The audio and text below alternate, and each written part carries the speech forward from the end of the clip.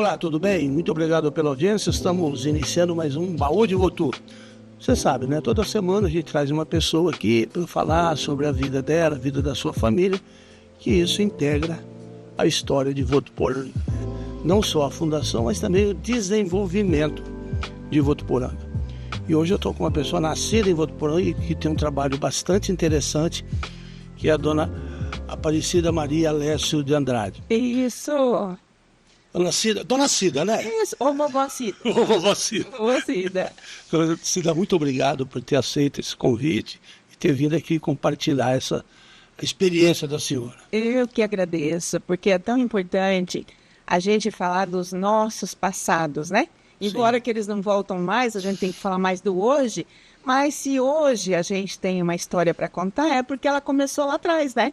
É verdade. Então, eu gosto muito de falar, porque eu fui uma pessoa, assim, que sempre prestei atenção na vida e nas pessoas que estavam por perto, né? Bom, dona Cida, eu sempre falo o seguinte, nós somos o que somos por causa do nosso passado. Pois é. Por onde nós vivemos, as pessoas que nós convivemos, a nossa história, né? Se nós tivéssemos nascido no sul, nós seríamos diferentes. Se tivéssemos nascido no norte, nós seríamos... Então, quer dizer, nós somos o que somos porque convivemos durante toda a nossa história com as pessoas de Votuporanga e da região. Né? Isso. Não é mesmo? É verdade. Bom, dona Cida, me fala uma coisa. Como é que tudo começou? A família da senhora é italiana. Sim. Quando eles vieram, quando vieram, como vieram? Então, os meus pais casaram aqui. Então, minha mãe não é italiana, só meu pai, né? E meu pai veio com 10 anos da Itália. E quando ele chegou, né, ele veio naquele navio de 44 dias no mar. E ele contava essa história pra gente, né? Porque... Mas ele veio naquela migração, aquele monte de gente, 1800 e... Não, 900 e... 1924. Sim. O pai dele veio 2 anos antes. Quando eles chegaram em Santos, eles não sabiam aonde que estava o endereço do pai. Aí, portanto, que quando eles chegaram, né, nas pessoas responsáveis, o pai dele estava na região de Ribeirão Preto, numas fazendas, colhendo café. Então, meu pai fez 1 ano só de primário na Itália. Ele veio para o Brasil e ele não estudou mais. Ele foi colher café, ele era meieiro com a família dele. Como é que o pai da senhora chamava? É Luiz Alessio. Luiz Alessio. É. Então, lá nesse local que ele estava, na região de Ribeirão Preto, que é Cravinhos, ele trabalhou muito tempo em fazendas de café. Então, ele disse que ele ia, assim, conhecer o Brasil, mas, por enquanto, ele era novo. Então, ele reservou o dinheirinho dele, guardou debaixo do colchão e, de repente, chegou aos 20 e poucos anos. Aí... ele conseguiu uma passagem de trem até Maringá, né? E foi parando nas cidades e conhecendo nessa região. Ele foi para conhecer mesmo. Foi para conhecer. Veio ele e outras pessoas também. Mas aí, quando eles pegaram a viagem de volta, ele falou, eu vou descer aqui e vou explorar mais esse lugar.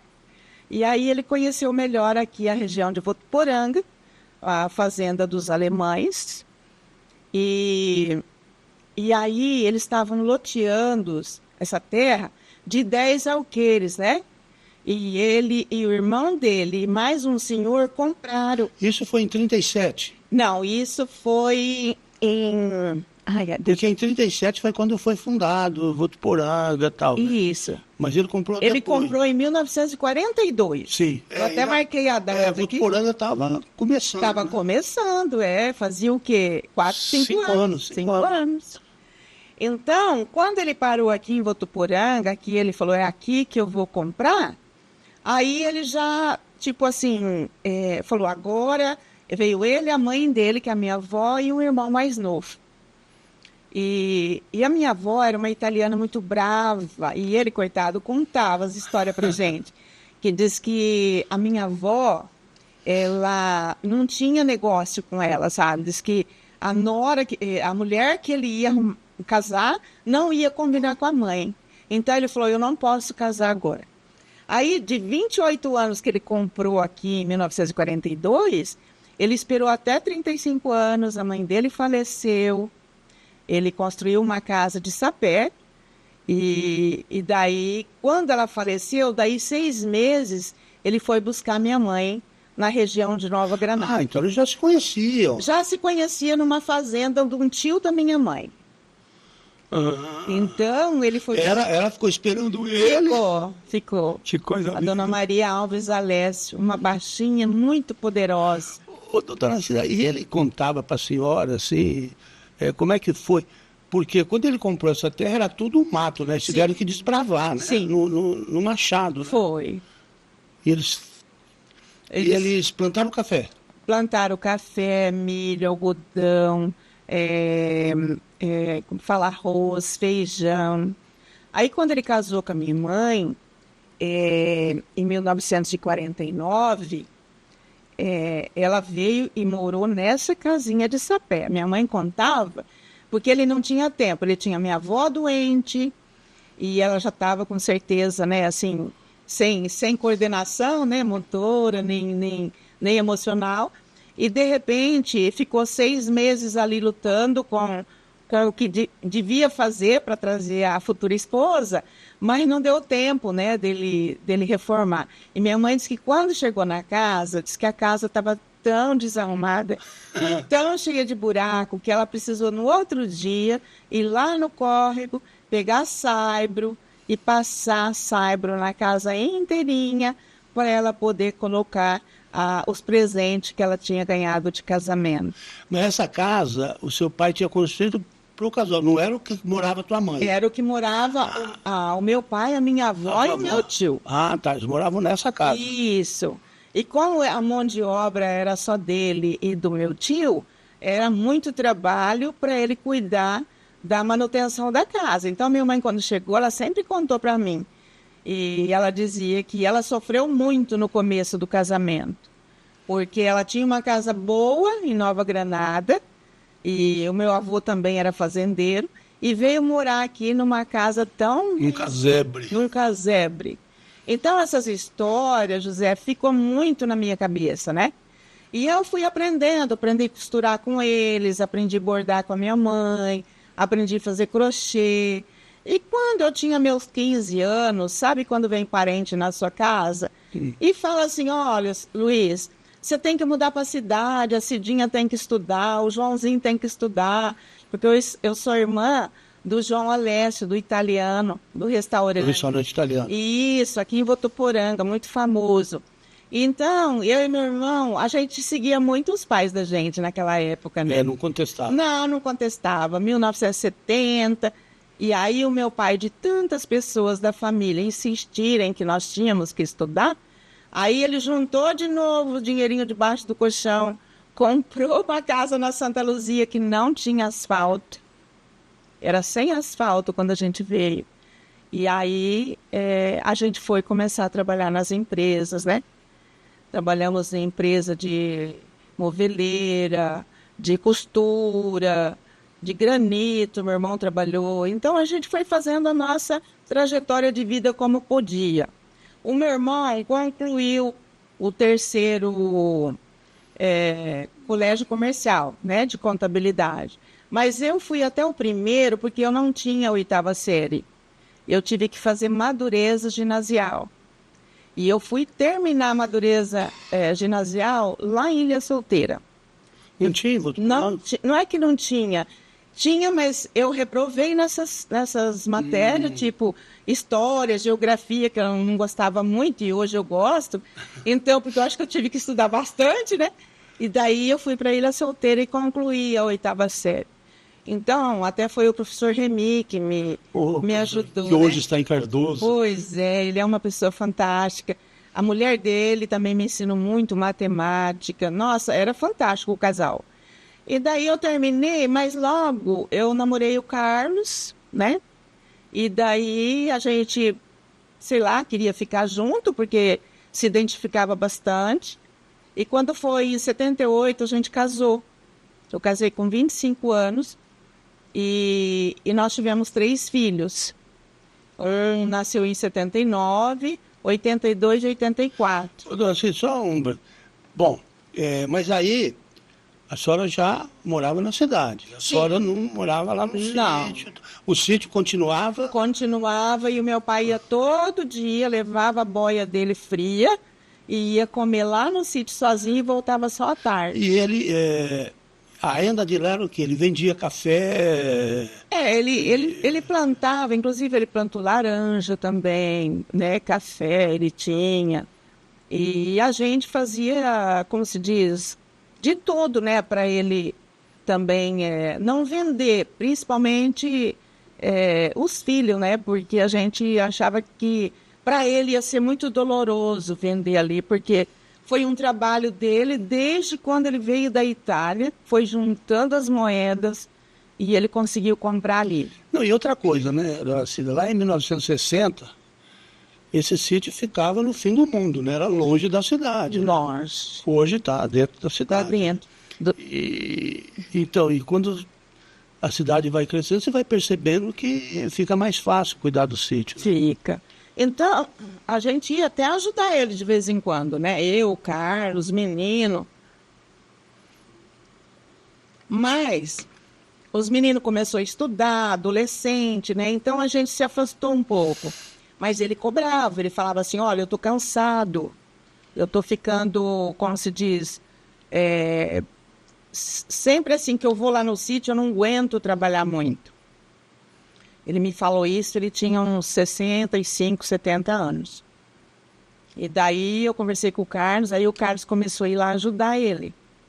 Então, até ele é muito próximo da rodovia, e ele, na hora do almoço, ele contava quantos carros passavam na rodovia.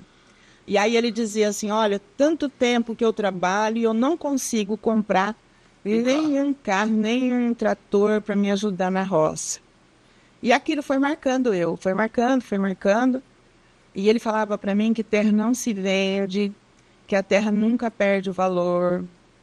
E ela não estraga, porque se você cuidar dela, ela está sempre renovando. Então, foi um ensinamento muito bom até. Eu gostaria de lembrar aqui que quando eu tinha 10 anos, a gente acabou de almoçar e eu chupei uma manga. Aí eu falei, pai... Aonde que eu planto esse caroço de manga? Ele falou, planta do lado da figueira para as duas crescerem juntos. E hoje, ele morreu em 99. Quando eu entrei na faculdade, se ele tivesse vivo, essa palavra que ele falou, hoje as duas estão dando as mãos, né, no espaço. E é lá que eu conto história para as crianças, lá eu falo do meu passado, lá eu falo daquilo que a gente aprendeu na prática, porque lá era tudo na prática até os 18 anos. Não tinha televisão, não tinha celular, não tinha nada, só tinha um radinho quadradinho lá que ele ouvia o jornal, né? O Repórter Esso naquela época. Repórter Esso. Isso. E a infância da senhora, do irmão da senhora, deve ter sido uma infância bem... sem muita atividade, né? Era ali no sítio...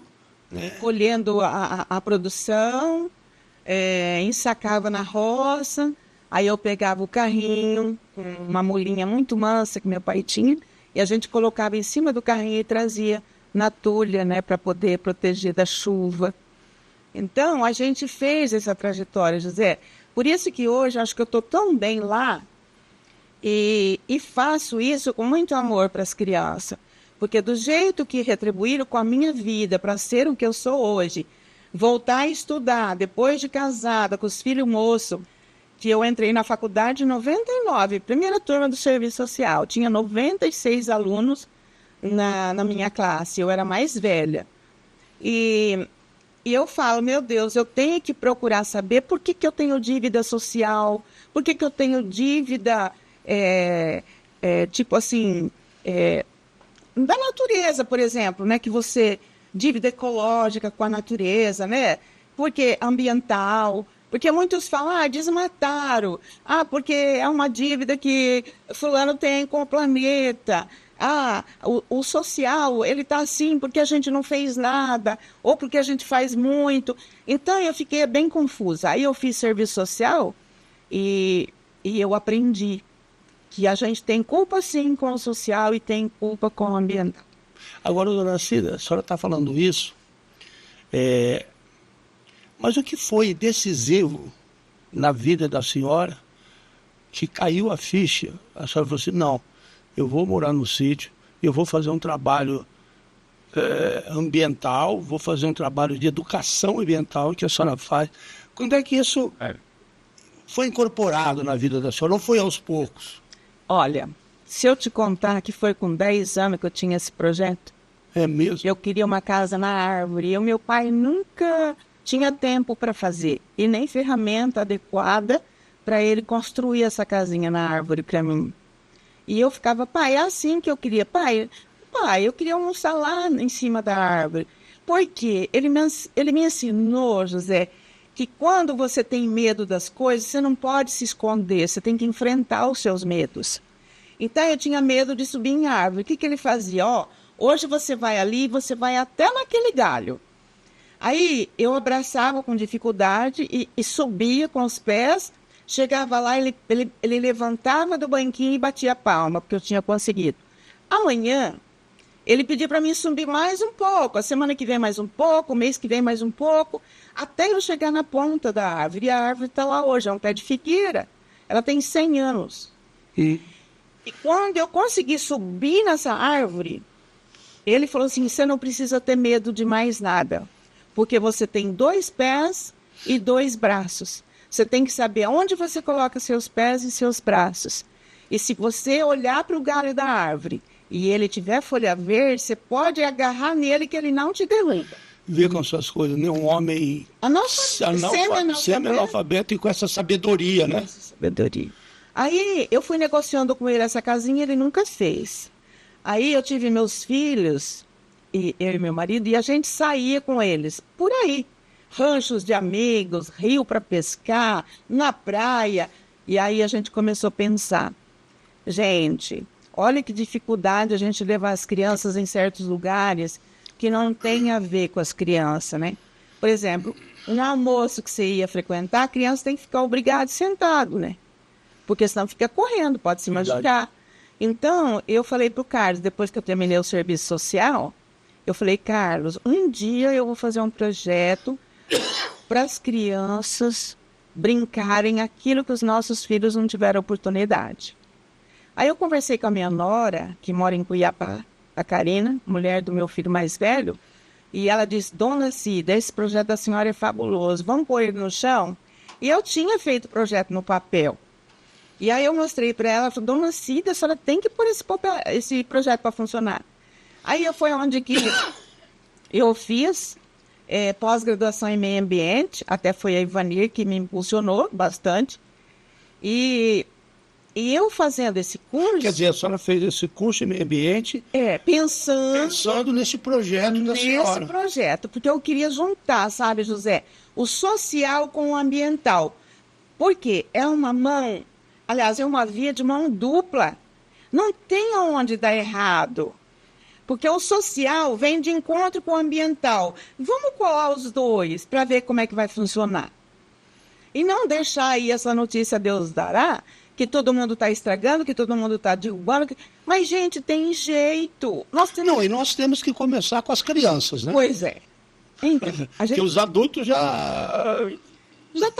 tá, como se diz, rançoso, né? A criança não tem ranço ainda. Então, eu falei assim, eu vou fazer a pós-graduação.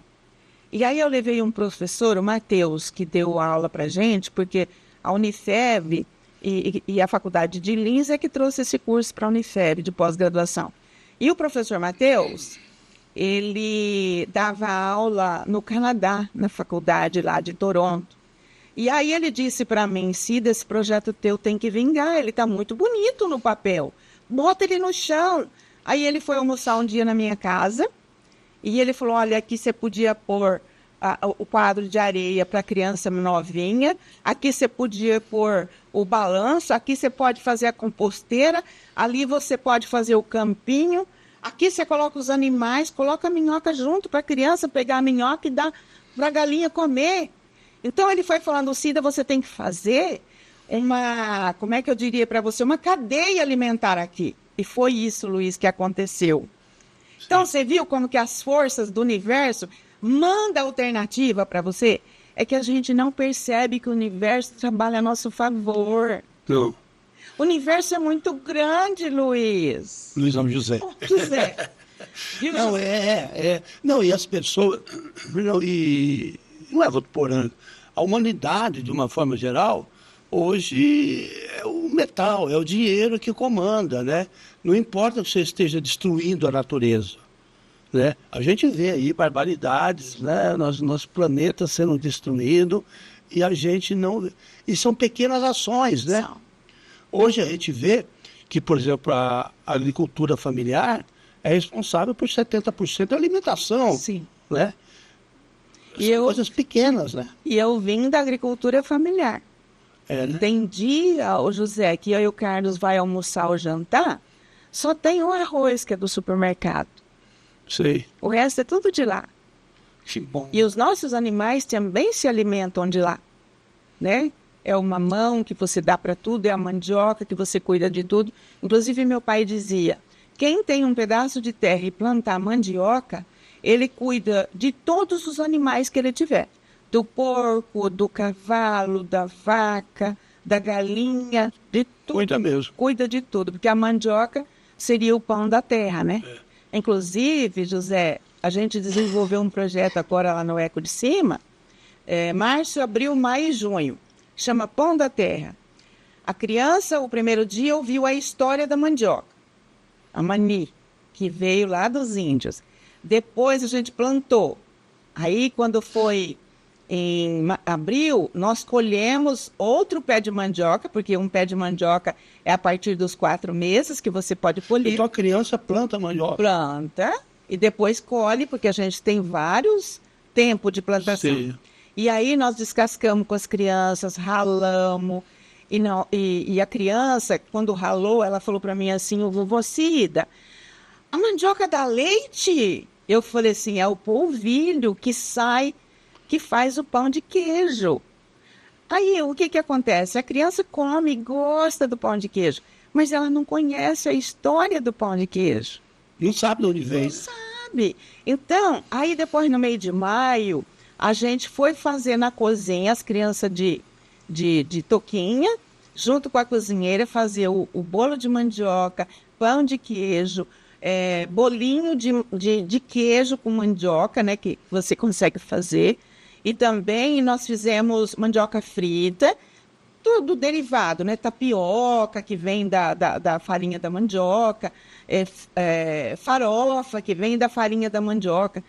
E aí a gente explica para a criança que do pé de mandioca você não joga nada fora. Você aproveita até a casca para dar para o porquinho.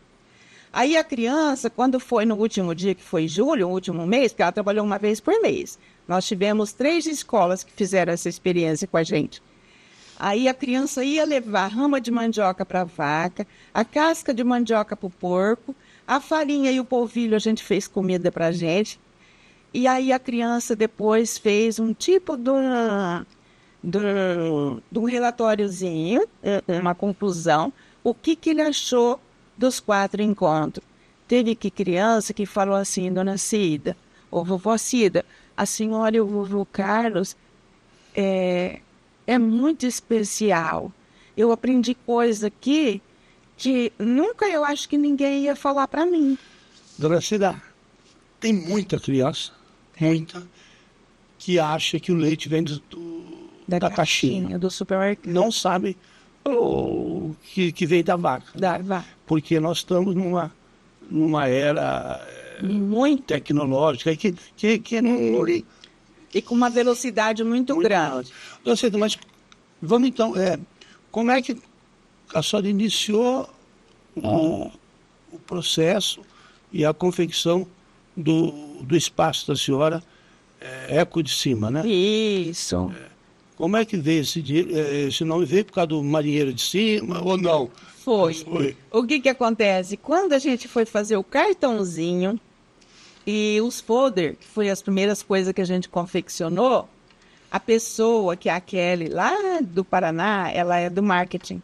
E ela disse para mim, Dona Cida, me conta um pouco essa história. E eu falei que a história minha maior é a figueira, que o meu pai ensinou eu subir nela para perder o medo da vida, né? Que tudo eu podia fazer, que eu já tinha perdido os medos. Aí ela falou assim, me tira uma foto da figueira do pé e tira uma foto da folha. E com a história que eu contei, que até virou poesia, ela disse, Dona Cida, eu tenho um nome para a senhora do espaço, que a gente estava em dúvida que nome colocar. Ela falou, Dona Cida, isso só pode ser uma intervenção divina que vem do alto pedindo para a senhora fazer algo para nossas crianças e o meio ambiente aqui na Terra. É um eco que veio de cima e caiu aqui. Nossa, para mim eco era de ecossistema. É um eco. Que legal. Como se a língua portuguesa, né? E ela disse para mim, tudo que a senhora me contou é uma história de muito tempo. Então isso está sendo preparado para a senhora fazer esse espaço. E o Cosmo Maneirinho passa por ali, não passa? Passa. Passa ali, né? Passa. E ali era a fazenda dos alemães, chamada Fazenda Marinheiro de Cima. Sim. O meu pai, quando comprou os 10 alqueires com outro senhor e meu tio, eles colocaram o sítio Marinheiro de Cima. Aí o meu pai dividiu para mim e meu irmão, em 96, me parece, 95.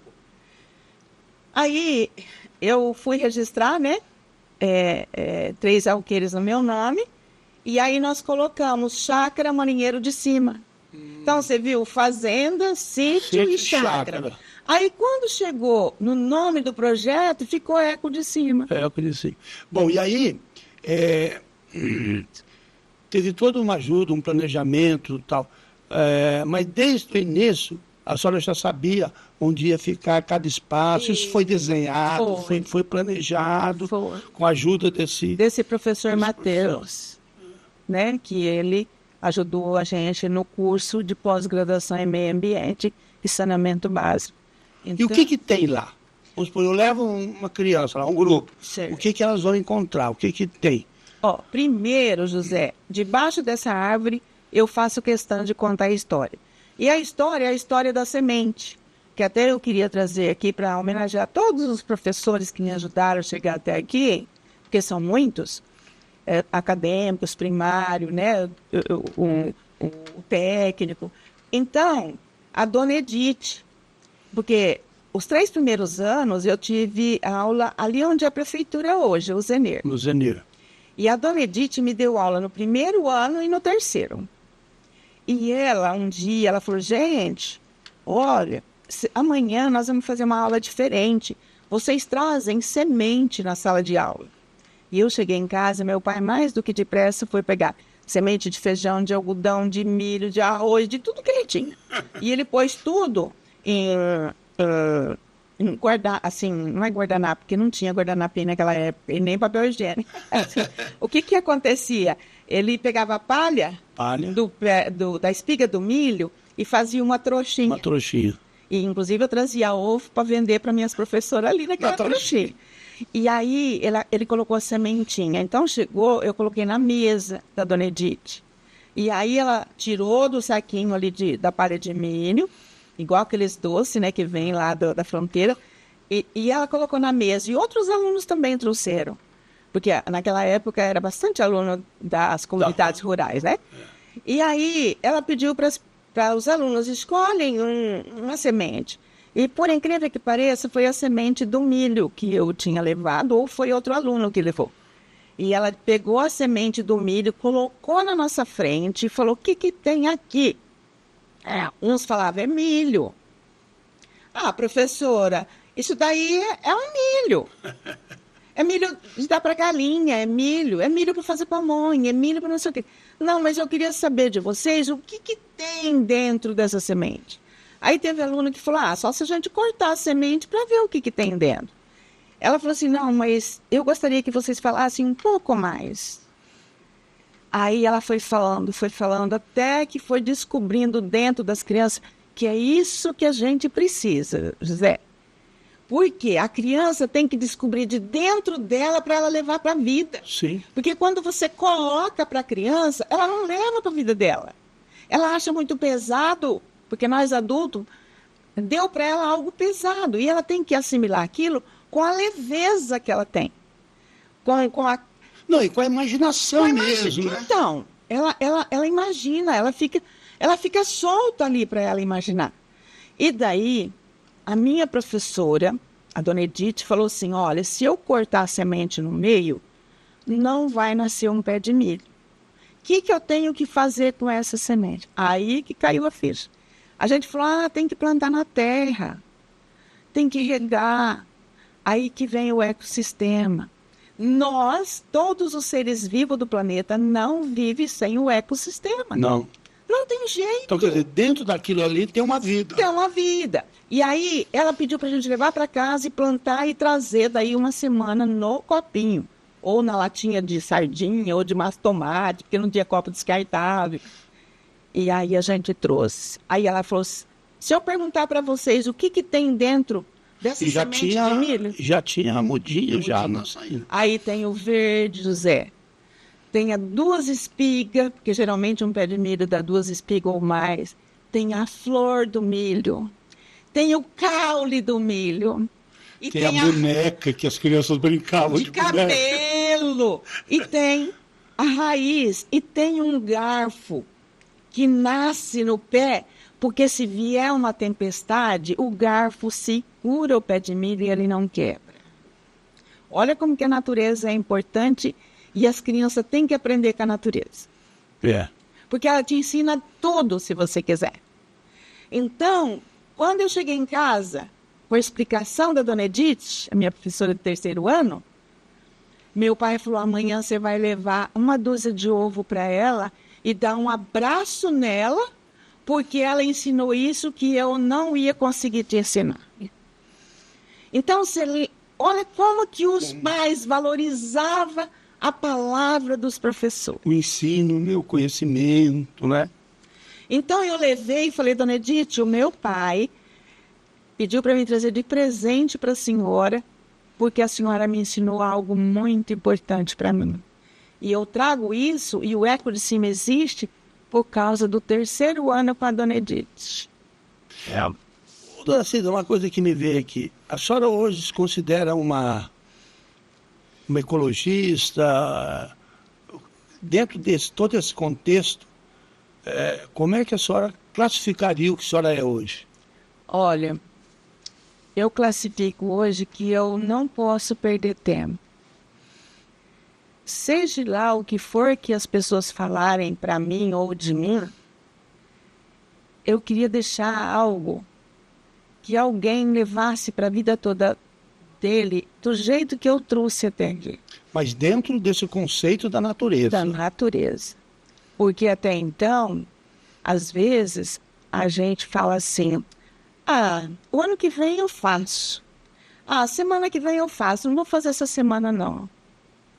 E a gente não pode, porque a semana que vem talvez não vai existir. Eu não sei. E a senhora sabe, dona Cida, uma coisa que eu ouço assim, constantemente. Eu já vi gente cortando árvore em frente da casa, ou não plantando porque faz sujeira. Né? Como se as folhas fossem lixo. Não é. E não é. Então, assim, eu acho que essa consciência que uma árvore plantada ela vai trazer benefício, ainda está muito longe de acontecer. Pois é. Ainda está muito longe. É uma pena. Né? É uma pena.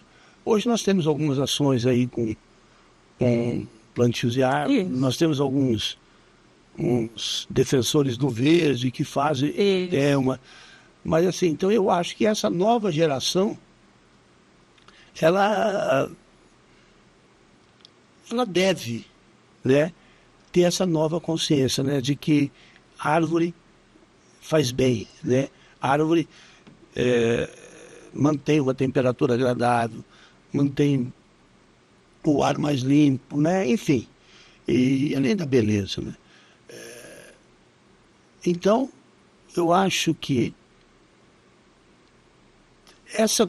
esse aprendizado que a senhora teve com a professora Edith, do que é uma semente, que não é uma semente, É uma vida. Todo um processo, é uma vida. É uma vida. É isso que acho que as crianças devem, né? Se a gente deve aprender, né? E você vê, é 2 milagres, porque a criança ainda não está poluída tanto, principalmente a de 7 anos, até 7.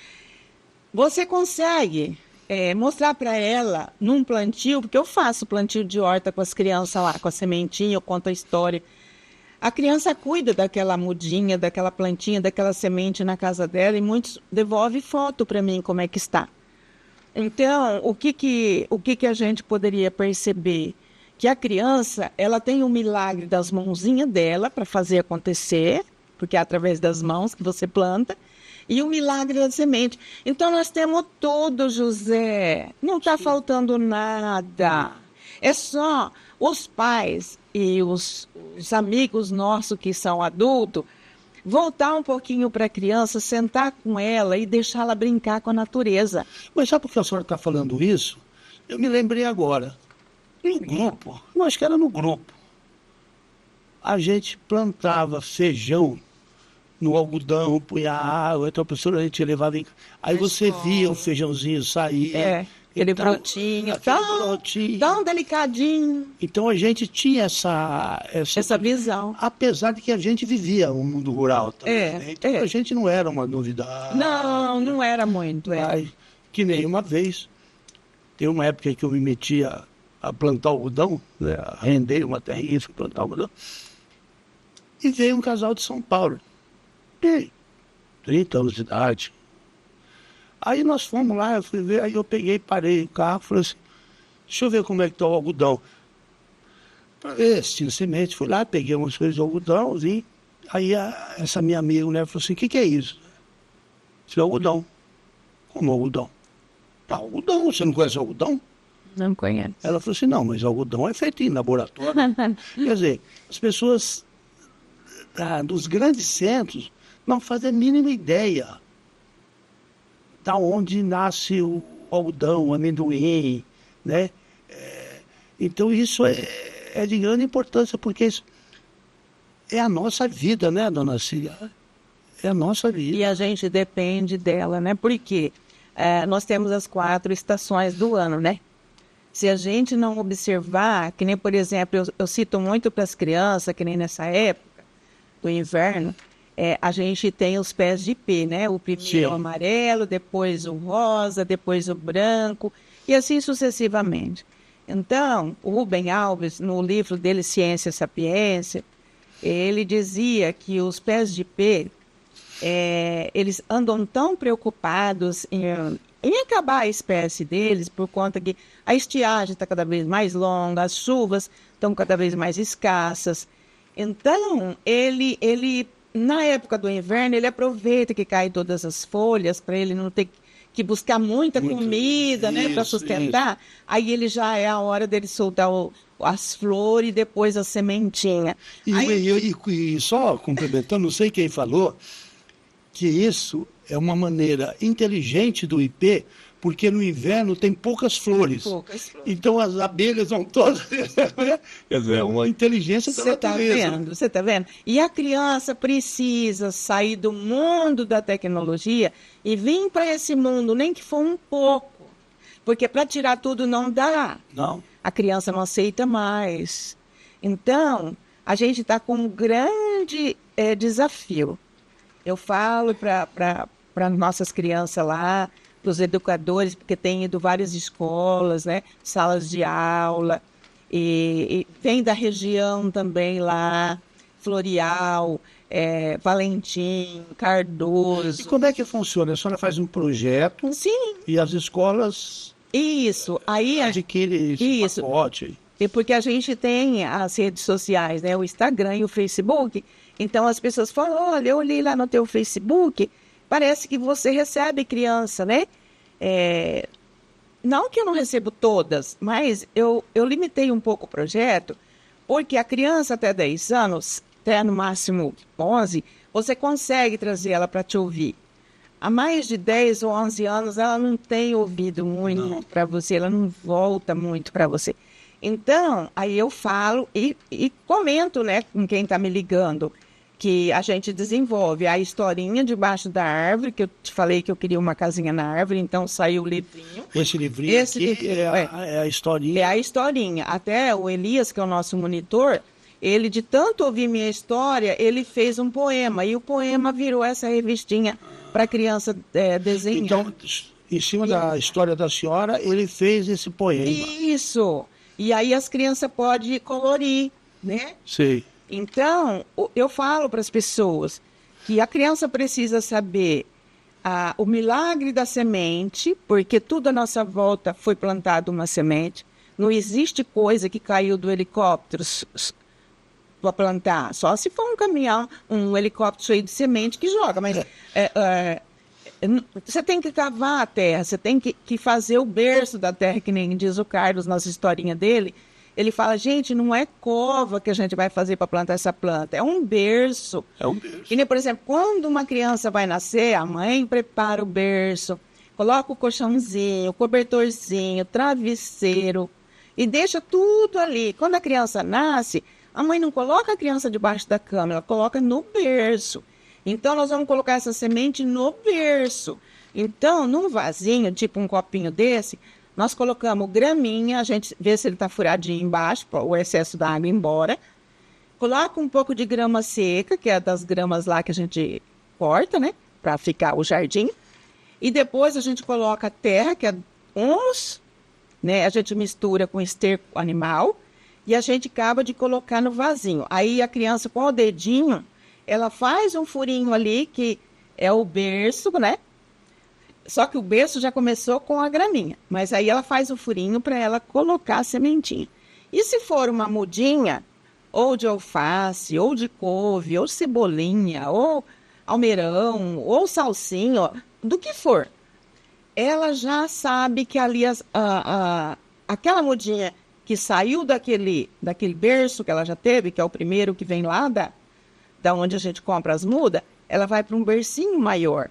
Então, ali a criança vai regar, vai colocar mais capinzinho, porque se você regar, suja a folhinha, ela pode queimar. Então, para não sujar, você coloca. Aí a gente pega aquelas garrafinhas, faz o furinho, né, garrafinha de água, sim, e a criança molha. Então, a gente fala, olha, essa sementinha chama José Carlos. Se você levar o José Carlos para casa, você vai ter que cuidar dele. Você vai ter que dar comidinha para ele, aguinha para ele, tudo isso a gente fala. Aí a criança fala, mas como que eu vou dar comidinha para ele? Como que eu vou dar isso para ele? Vai. Daqui uma semana ou 15 dias ele vai crescer, ele não cabe mais nesse copinho.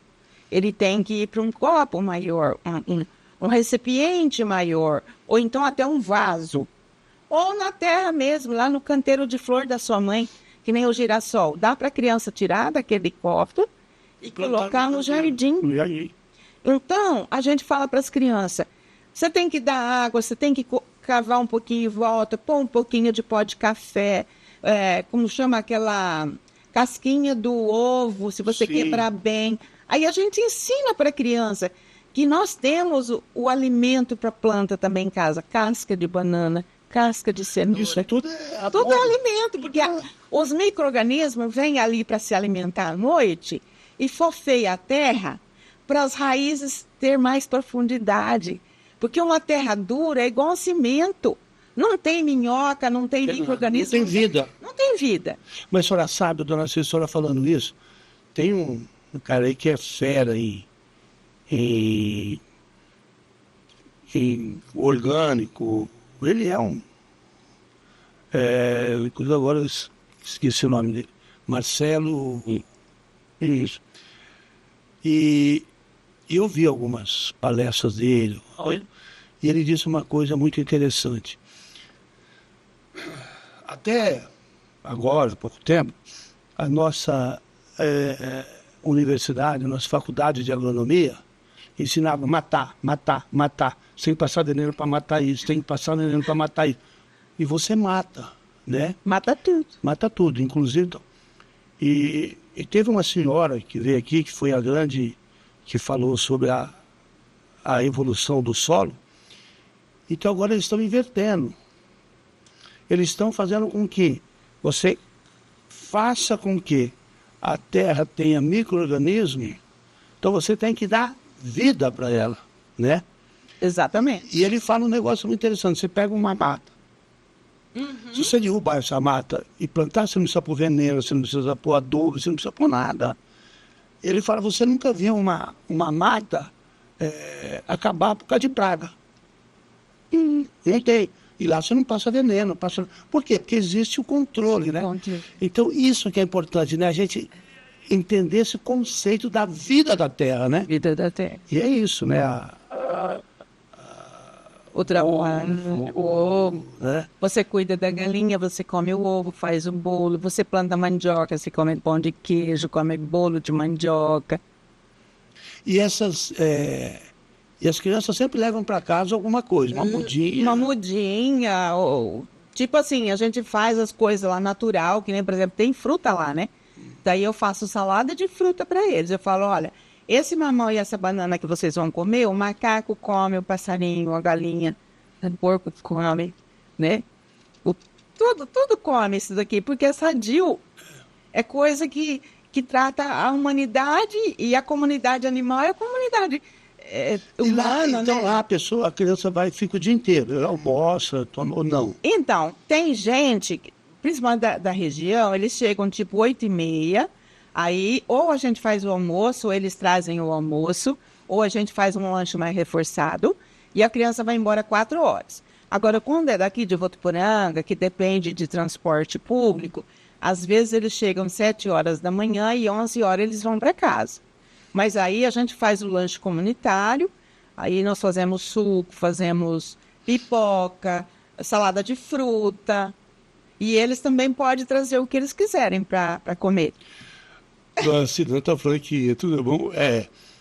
E a inteligência do homem do campo, uma vez, eu estava conversando com um velhinho, um senhorzinho que a vida inteira no sítio, analfabeto, e eu tinha um amigo que tinha problema no rim, né? Fez transplante e tal.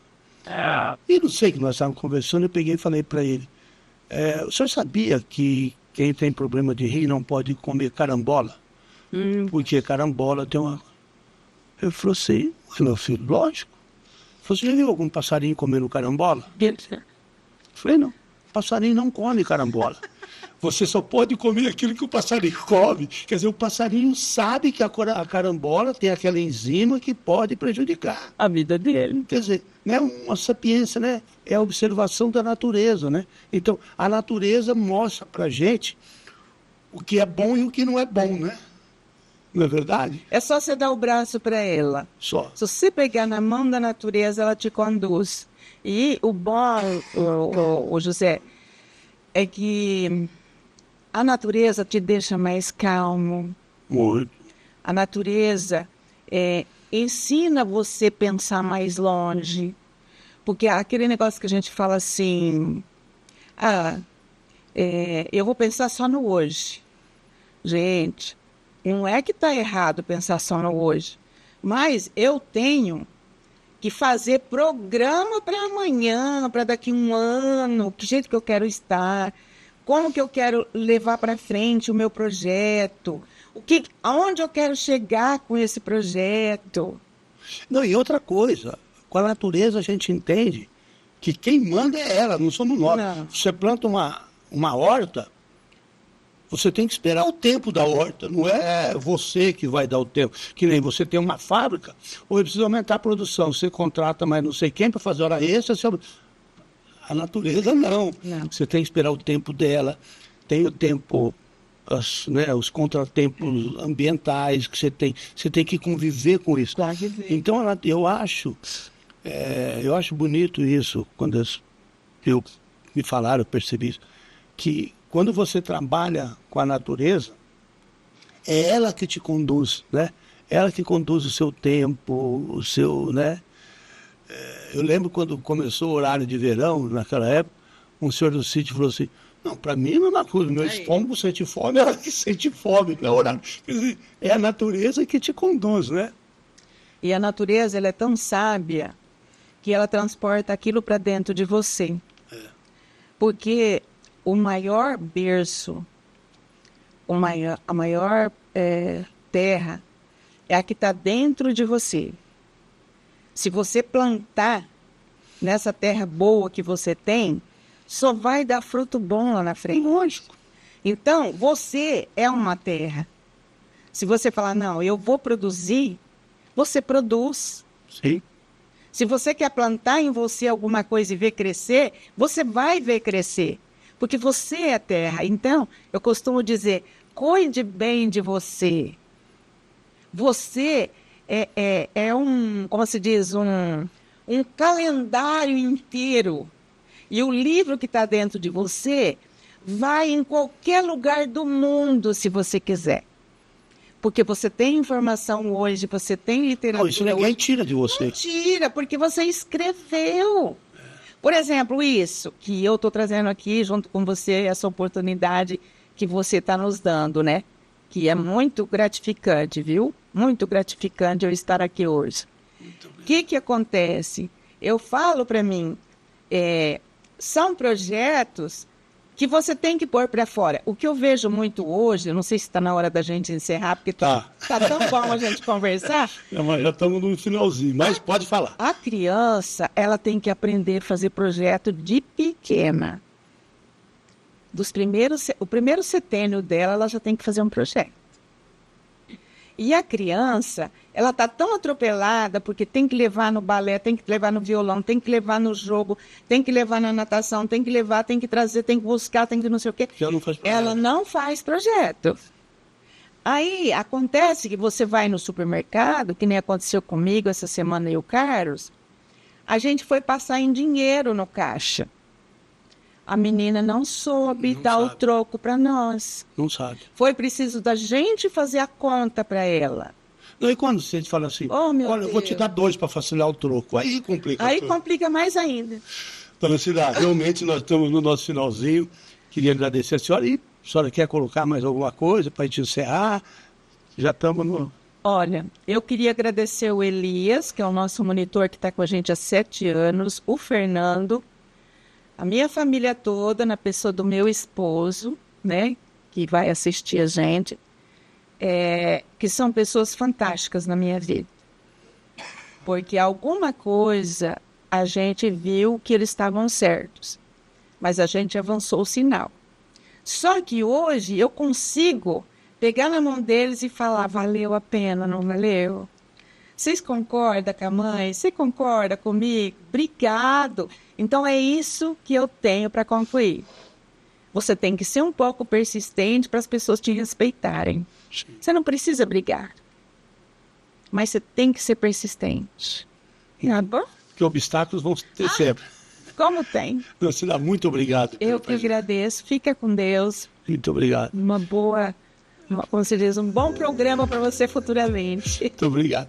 Bom, e assim nós encerramos mais um programa Baú de Votu, com esse papo gostosíssimo, né? Que nos ensinou bastante. E na próxima semana nós estaremos aqui com mais um convidado. Muito obrigado pela audiência e até a semana que vem.